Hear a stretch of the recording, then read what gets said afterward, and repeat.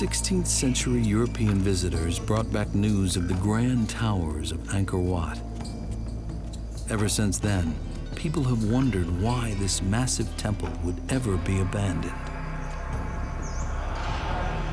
Speculations range from outside marauders to a religious change of heart.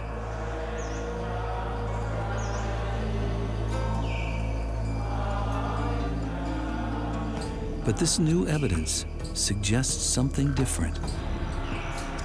It was environmental missteps that spelled doom for this carefully engineered urban landscape. The Khmer are one of the oldest civilizations in Southeast Asia, and according to mythology, they are the descendants of the serpent god Naga.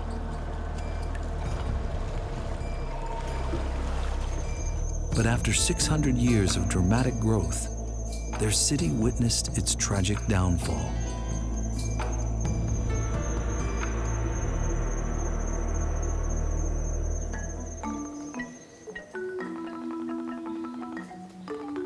The kings of the Khmer were believed to be the links between heaven and earth, mediators between the gods and mankind.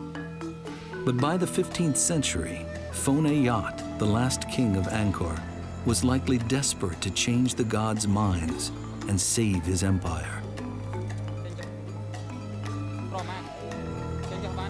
According to legend, there was a ritual in which the Naga, a snake goddess and guardian over Angkor's prosperity, appeared at night in the shape of a beautiful girl to unite with the ruler.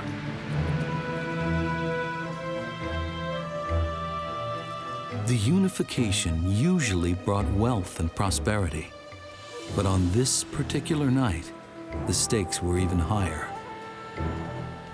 Angkor's very survival. This time, did Naga scorn the king? Perhaps. For the Khmer reluctantly began to drift away from their ancestral home.